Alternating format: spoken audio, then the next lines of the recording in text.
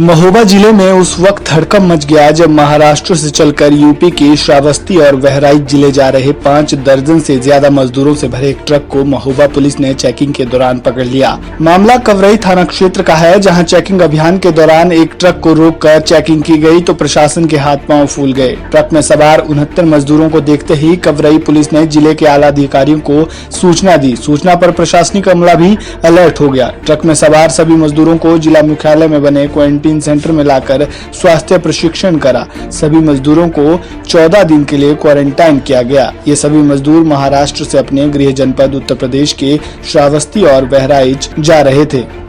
कि जो है कुछ लोग महाराष्ट्र से आए हुए हैं और एक उसमें ट्रक में है और उसके ऊपर तिरपाल पड़ा हुआ है। उसके अंदर जो है करीब 70-75 लोग हैं जो हमारे कुल महाराष्ट्र मध्य प्रदेश की सीमा को लांघते हुए यहाँ हमारी महोबा जनपद में कुल पहाड़ होते हुए यहाँ आए हुए हैं। इनको यही शिष्ट छात्रावास है 14 दिन के लिए क्वारंटाइन किया गया है। इनका भी मेडिकल चेकअप कराया जाएगा, खाना वाना इनको खिला दिया गया है। अब आगे जो भी दिशा निर्देश होंगे उनका पालन किया। यूपी के जिला सहारनपुर में सरकार के आदेशों की धज्जियां उड़ाई जा रही है। सफाई कर्मचारियों का सुपरवाइजर अपने कर्मचारियों की जिंदगी से खिलवाड़ कर रहा है।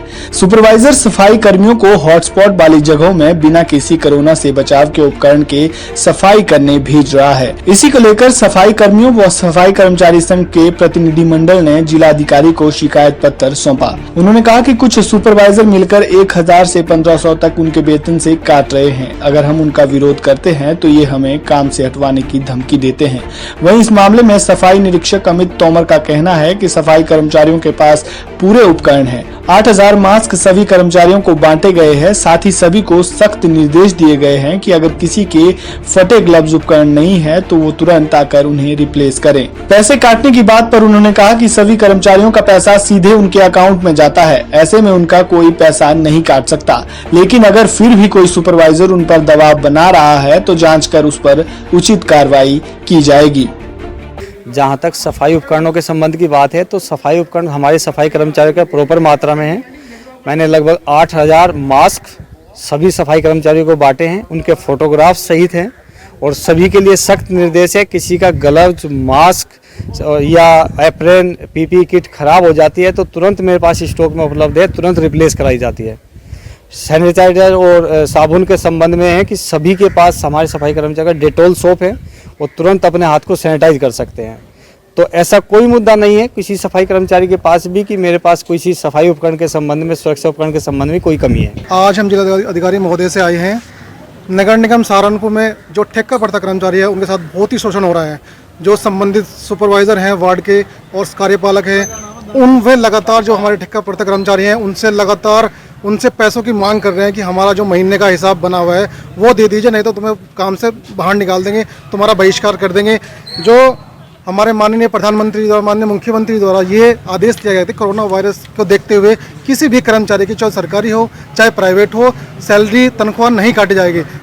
उसको दरकिनार करते हुए हमारे जो सुपरवाइज़र हैं उन्होंने हमारे सफाई कर्मचारियों जो ठेका पड़ता के हैं उनके किसी के 4 दिन, किसी के 5 दिन, किसी के 16 दिन तक की वेतन काट के सैलरी भेजी है। आज इसी विषय में हम जिला अधिकारी महोदय से आए हैं और हमारी अपील है कि इस महामारी के दौर में अपनी जान जोखिम में रखकर कार्य कर रहे हैं, कृपया उनकी जो सैलरी काटी गई है वो वापस दिलाई जाए और आगे से किसी भी सरकारी जो कर्मचारी हैं जो ठेका पड़ता गए हैं उनकी वेतन से कटौती बिल्कुल ना हो। मैं सेक्टर 13 में कार्य करता हूँ, ठेका कर्मचारी हूँ नगर निगम से। और सर 13 सेक्टर में जो हमारे सुपरवाइजर जी है हमारे पास उत्पीड़न कर रहे हैं। क्या नाम है उनका?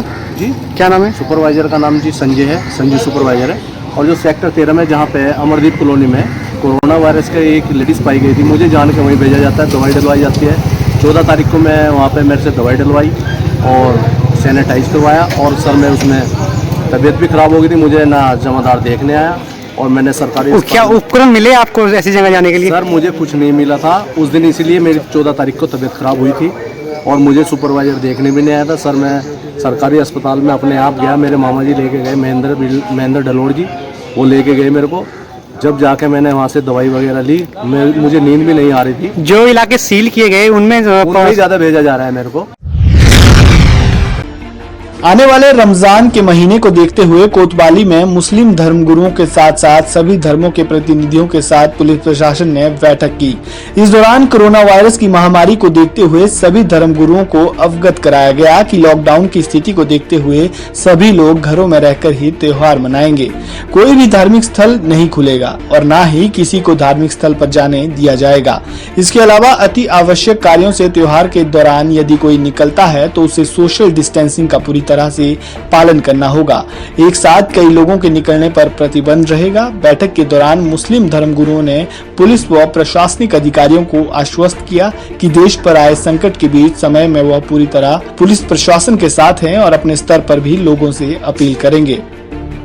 आज झांसी के शहर कोतवाली में सभी धर्मगुरुओं को बुलाया गया था कि आने वाले जो रमजान माह है उसके संदर्भ में पीस कमेटी मीटिंग की गई है और सभी को ये दिशा निर्देश दिए गए हैं जो शासन के निर्देश के अनुसार लॉकडाउन का पूर्णतः पालन किया जाए और कोई भी मंदिर या मस्जिद खुली नहीं रहेगी।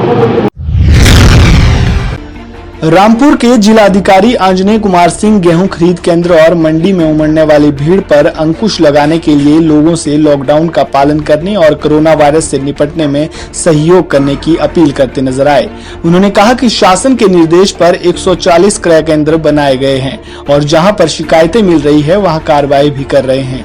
मंडी में और क्रय केंद्रों पर टोकन की व्यवस्था की गई है ताकि वहां क्राउड ना हो और भीड़ ना लगे। जिलाधिकारी ने कहा कि ऐसे में जरूरी है कि सभी लोग सोशल डिस्टेंसिंग और लॉकडाउन का पालन करें और इसका उल्लंघन कहीं भी होता पाया गया तो उसके खिलाफ सख्त कार्रवाई की जाएगी। रमजान के दौरान लोगों से अपील की गई है कि वो अपने घरों से बाहर इस दौरान भी नहीं निकलेंगे। कोई भी पूजा इबादत जो भी करनी है वो घर के अंदर करेंगे और इसके लिए प्रशासन ने भी विशेष तैयारी की हुई है। रमजान के दौरान प्रयोग में आने वाली सारी खाद्य वस्तुओं की सूची और उसके अनुसार उनके बनाने वाले और उसका वितरण करने वाले सारे लोग चिन्हित किए जा चुके हैं।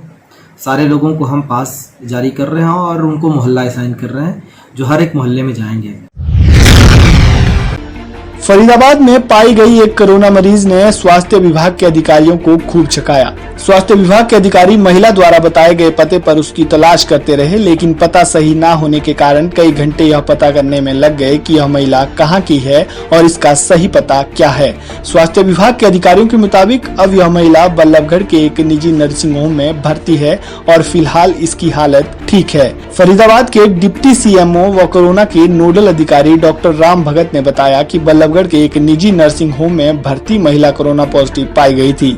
महिला ने अस्पताल प्रशासन को अपना पता कैलीग्राम का दिया था। स्वास्थ्य विभाग की टीम जब कैली पहुंची तो वहां महिला का कोई भी पता ना मिला, ना ही उसके कोई परिजन मिले। इससे स्वास्थ्य विभाग के अधिकारियों की परेशानी बढ़ गई और स्वास्थ्य विभाग ने इसका पता करने के लिए खूब मेहनत की। डॉक्टर राम भगत की माने तो काफी मेहनत करने के बाद यह पता चल सका कि महिला फरीदाबाद के भड़कल गाँव की है। कल एक मामले की पुष्टि हुई थी, एक महिला थी और जब हमने इसका एड्रेस देखा तो कैली गांव का एड्रेस दिया हुआ। हमारी आरआरटी जो रैपिड रिस्पांस टीम होती है वहां पहुंची तो वहां पता लगा कि इस नाम की कोई महिला नहीं है। हमने तो ये 300-400 घरों का एक गांव है तो हमने और लोगों को बुलाया जो उस एरिया के जो वर्कर हैं तो सब घरों में जाके पूछताछ की लेकिन वहाँ पता नहीं लगा। तो एंड में जब ये सारा चल रहा था 2-3 घंटे हो गए थे तो किसी ने बताया कि उसके साथ में गड्ढा कॉलोनी है, वहाँ पे कोई फैक्ट्री है। तो वहाँ पूछताछ की तो उन्होंने बताया कि हमारे मालिक हैं, उनकी मदर हैं। तो फिर और ज़्यादा पूछताछ की तो पता लगा कि इनका घर बड़खल में है और चूँकि इनकी वो एक छोटी फैक्ट्री है वहाँ पे तो वो वहाँ थी तो इसलिए इन्होंने पता नहीं कैसे ये एड्रेस वहाँ का दे दिया। तो इससे हमें कुछ देर परेशानी हुई 3-4 घंटे के लिए, फिर बाद में पता लगा तो सब ठीक हो गया, इसमें कोई ऐसी कोई बात नहीं। महाराष्ट्र के पालघर में साधुओं की पीट कर हत्या कर देने के मामले में देववन से अंतर्राष्ट्रीय ध्यान गुरु स्वामी दीपांकर महाराज ने इसकी कठोर निंदा करते हुए कहा कि इसकी सीबीआई जांच होनी चाहिए। उन्होंने कहा कि जिस तरीके से मेरे सन्यासियों को नरभक्षी द्वारा पीट कर मार डाला गया वो निंदनीय है। क्या हिंदुस्तान में भगवा रंग पहनना गुनाह है? जब आतंकी के खिलाफ रात में कोर्ट खुल सकती है और उन्हें सजा दी जा सकती है, तो इन नरभक्षियों को अब तक सजा क्यों नहीं मिली? आदरणीय उद्धव ठाकरे जी से मैं करबद्ध प्रार्थना करता हूं, इसकी सीबीआई जांच हो, ना कि सीबीआई जांच हो और दुर्दांत अपराधियों को, नरभक्षियों को फांसी पर टांगा जाए और उससे बदतर कुछ हो सके वो उनके लिए सजा मुकर्रर होनी चाहिए। आतंकियों के लिए रात को कोर्ट खुल सकती है, क्या सन्यासियों के लिए नहीं खुल सकती? पंजाब में कोरोना वायरस के कारण जहां मरीजों की तादाद लगातार बढ़ रही है, वहीं पर और बीमारियों से या फिर अपनी उम्र पूरी करने के बाद मरने वालों की अस्थियां भी शमशान घाट में ही पड़ी हुई है, क्योंकि मृतकों के परिवार के लोग हरिद्वार अस्थियां लेकर जा नहीं सकते और घर पर अस्थियां रखना नहीं चाहते, जिसके कारण लुधियाना के शमशान घाट पर ही मृतकों की अस्थियां पड़ी हुई है। प्रभु जी, लोगों को बहुत परेशानियां आ रही हैं। कारण है कि हिंदू संस्कृति के मुताबिक हर इंसान हरिद्वार दे विच जाके जल प्रवाहित करता है। कैमरा ये जड़ियाँ अस्थियां ये ना जल प्रवाह होने कारण एक तो पहली गल कि शमशान घाट दे हर अस्थि कक्ष दे विच बहुत ज़्यादा गिनती विच पईयां होईयां ने और सरकार नूं ये चाहिए है कि मृतक दे संबंधियां नूं कोई ऐसा पास इशू किया जाए ਜਾਂ कोई ऐसे शमशान भूमि तो कागज़ लैके उन्होंने एक ऐसी अथॉरिटी लैटर दे दी जाए जिहड़ी वो टाइम की लिमिटेशन दे विच उत्थे जाके अपनी अस्थियां का बहाव करके आ जान।